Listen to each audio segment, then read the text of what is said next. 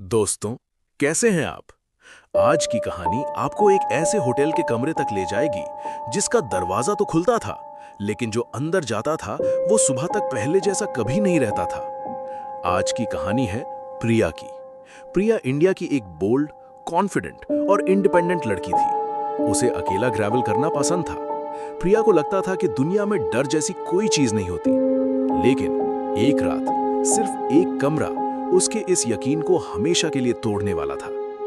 प्रिया मुंबई से दिल्ली जा रही थी, लेकिन स्टेशन पर ट्रैफिक और भीड़ की वजह से उसकी ट्रेन मिस हो गई। रात का वक्त था। मोबाइल बैटरी सिर्फ 8% रह गई थी और आसपास के अच्छे होटल्स या तो फुल थे या बहुत महंगे। कुछ देर ढूंढने के बाद प्रिया को स्टेशन के करीब एक पुराना और सस्ता होटल नजर आया। बोर्ड पर लिखा था होटल शांति पैलेस। नियॉन साइन की आधी लाइट्स बंद थी। रिसेप्शन पर बैठा बुजुर्ग आदमी उसे देखकर अजीब अंदाज में मुस्कुरा दिया। सिर्फ एक कमरा खाली है, उसने धीरे से कहा। कौन सा? रूम 306। प्रिया ने मजाक में कहा, बस सोने के लिए जगह चाहिए। रिसेप्शनिस्ट ने रूम की देते हुए सिर्फ इतना कहा, रात को अगर कोई दरवाजा नॉक करे तो मत खोलना। प्रिया हंस पड़ी। उसे लगा यह भी बस एक पुराने होटल की अजीब वार्निंग है, लेकिन कुछ वार्निंग्स मजाक नहीं होती और रूम 306 उन्हीं में से एक था। प्रिया ने लिफ्ट की बजाय पुरानी सीढ़ियां इस्तेमाल की। तीसरी मंजिल पर पहुंचते ही उसे महसूस हुआ कि कॉरिडोर में हवा कुछ ज्यादा ही ठंडी है। लंबी गैलरी में सिर्फ एक ट्यूबलाइट झिलमिला रही थी। दीवारों पर नमी के दाग थे और पुराने कारपेट से सीलन की तेज बू आ रही थी। रूम 306 सबसे आखिर में था। दरवाजा खोलते ही प्रिया ने राहत की सांस ली। कमरा छोटा था, लेकिन रात गुजरने के लिए काफी। एक सिंगल बेड, पुराना वार्डरोब और बाथरूम के शीशे पर हल्की सी धुंध जमी हुई थी। प्रिया ने दरवाजा अंदर से लॉक किया और अपना बैग बेड पर रख दिया। पूरा दिन सफर और स्ट्रेस में गुजरा था।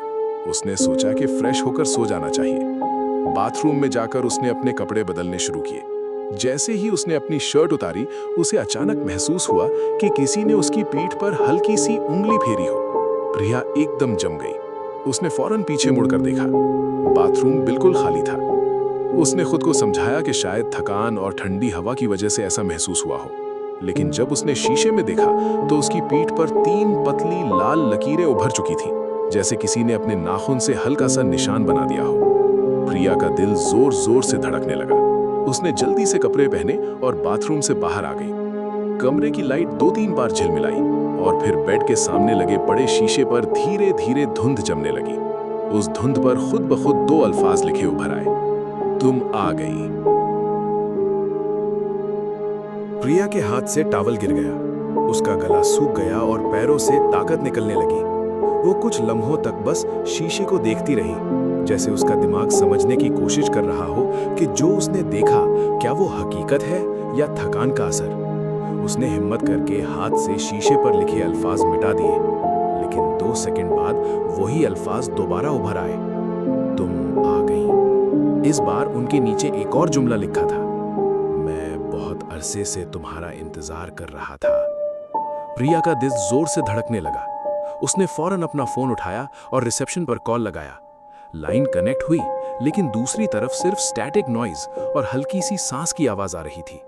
फिर एक मर्दाना सरगोशी सुनाई दी, दरवाजा मत खोलना, वो अंदर ही है। कॉल कट हो गई। उस पल रूम 306 के बाथरूम का दरवाजा अपने आप धीरे धीरे खुलने लगा। क्रीक। अंदर अंधेरा था, लेकिन उस अंधेरे के बीच प्रिया को एक लंबा साया नजर आया। उसका चेहरा साफ नहीं दिख रहा था, मगर उसकी मौजूदगी इतनी करीब महसूस हो रही थी कि प्रिया की सांसें तेज हो गईं। साया धीरे धीरे उसकी तरफ बढ़ने लगा। कमरे का टेम्परेचर अचानक गिर गया। प्रिया को महसूस हुआ कि किसी की ठंडी सांस उसकी गर्दन को छू कर गुजरी। वो बेड के कोने तक पीछे हटी, लेकिन उसकी नजर शीशे पर जम गई। इस बार वहां एक नया जुमला लिखा था, अब तुम मेरी हो। प्रिया की चीख पूरे कमरे में गूंज उठी। उसने फौरन रूम का दरवाजा खोला और कॉरिडोर में दौड़ पड़ी। लेकिन तीसरी मंजिल की लंबी गैलरी अब पहले जैसी नहीं थी। ट्यूबलाइट हर 2 सेकंड बाद ब्लिंक कर रही थी और दीवारों से हल्की हल्की सरगोशियां सुनाई दे रही थी। प्रिया ने लिफ्ट का बटन दबाया, लेकिन डिस्प्ले पर सिर्फ एक ही नंबर चमक रहा था, 306। जैसे लिफ्ट भी इसी कमरे से बंधी हुई हो। उसने सीढ़ियों की तरफ भागने की कोशिश की, मगर कॉरिडोर खत्म ही नहीं हो रहा था। जितना वो दौड़ती, रूम 306 का दरवाजा उतना ही उसके सामने वापस आ जाता। आखिरकार वो थक कर दीवार से लग गई। तभी उसके पीछे से एक हल्की सी आवाज आई, प्रिया मत जाओ। वो धीरे से मुड़ी। वही लंबा साया अब ज्यादा साफ दिख रहा था। उसका चेहरा आधा अंधेरे में था, लेकिन उसकी आंखों में एक अजीब सी उदासी थी। वो खौफनाक जरूर था, लेकिन उसकी मौजूदगी में सिर्फ शिकार की भूख नहीं थी, तन्हाई भी थी। प्रिया ने डायरी जैसी एक पुरानी फाइल फ्लोर पर पड़ी देखी। उसने जल्दी से खोला। उसमें लिखा था कि कई साल पहले रूम 306 में एक आदमी ने अपनी मंगेतर का इंतजार करते करते अपनी जान ले ली थी। वो औरत कभी स्टेशन से होटल तक नहीं पहुंची। तब से उसकी रूह हर उस मुसाफिर का इंतजार करती थी जो उससे उसकी याद दिलाता। प्रिया को समझ आ गया कि ये रूह उसे नुकसान नहीं पहुंचाना चाहती, वो सिर्फ तन्हा थी। लेकिन अगर उसने गलत फैसला किया तो शायद वो कभी इस होटल से बाहर नहीं निकल पाती। प्रिया के हाथ कांप रहे थे, लेकिन इस बार उसने भागने के बजाय खुद को संभाला। उसने धीरे से कहा, मैं वो नहीं हूं जिसका तुम इंतजार कर रहे हो। साया कुछ लम्हों तक बिल्कुल खामोश रहा, फिर उसने एक कदम आगे बढ़ाया। कमरे की दीवारों पर पुरानी यादें साफ होने लगी। एक जवान आदमी फूलों का बुके लेकर रूम 306 में खड़ा है, घड़ी की तरफ देख रहा है। फिर बेचैनी, फिर इंतजार, फिर टूटना। उसकी मंगेतर स्टेशन तक तो आई, लेकिन एक हादसे की वजह से कभी होटल तक नहीं पहुंच सकी। उस रात के बाद उस आदमी का दिल इंतजार में ही रुक गया। प्रिया की आंखों में आंसू आ गए। उसने धीरे से कहा, जिसका तुम इंतजार कर रहे थे वो तुम्हें छोड़कर नहीं गई थी, वो बस आ नहीं सकी। साया रुक गया। उसकी आंखों में पहली बार सुकून नजर आया। प्रिया ने अपना हाथ आगे बढ़ाया। अब तुम्हें इंतजार करने की जरूरत नहीं। पूरा कमरा रोशनी से भर गया। बाथरूम के शीशे पर लिखे अल्फाज धीरे धीरे मिट गए। उस साया का चेहरा नरम पड़ गया। उसने प्रिया की तरफ देखा, हल्का सा सर झुकाया और धुंध की तरह हवा में घुलने लगा। गायब होने से पहले उसकी आवाज सुनाई दी, शुक्रिया।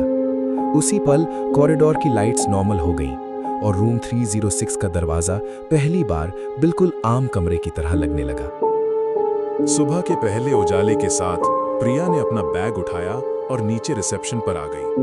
बुजुर्ग रिसेप्शनिस्ट उसे देखकर हैरान रह गया। उसने धीरे से पूछा, तुम रात भर रूम 306 में रही थी? प्रिया ने सिर्फ इतना कहा, अब वो कमरा किसी का इंतजार नहीं कर रहा। रिसेप्शनिस्ट की आंखों में आंसू आ गए। उसने बताया कि सालों से जो भी रूम 306 में रुकता, वो या तो रात ही में होटल छोड़ देता या फिर अजीब खौफ के साथ वापस जाता। प्रिया पहली शख्स थी जिसने उस रूह को समझा। प्रिया स्टेशन की तरफ निकल पड़ी। सूरज निकल रहा था, शहर जाग रहा था और उसके दिल में एक अजीब सा सुकून था। लेकिन कहानी का सबसे पुरअसरार हिस्सा अभी बाकी था। कुछ हफ्तों बाद प्रिया ने अपने सूटकेस के अंदर एक मुरझाया हुआ गुलाब पाया। साथ एक छोटा सा नोट था जिस पर सिर्फ 2 अल्फाज लिखे थे, थैंक यू। दोस्तों, इस कहानी का सबक यह है कि हर साया बुराई की निशानी नहीं होता। कभी कभी कुछ रूहें सिर्फ तन्हा होती हैं। डर पर काबू पाने का तरीका यह है कि हम घबराए बिना सोच समझ कर फैसला करें। जब इंसान हिम्मत और समझ के साथ काम लेता है तो सबसे अंधेरी रात भी रोशनी में बदल सकती है। अगर आपको आज की कहानी पसंद आई हो तो मिडनाइट वॉल्ट को लाइक, शेयर, सब्सक्राइब और कमेंट जरूर करें। बेल आइकन को प्रेस करें ताकि हर नई खौफनाक कहानी सबसे पहले आप तक पहुंचे। मिलते हैं आपसे कल एक और पुरअसरार और डरावनी कहानी के साथ।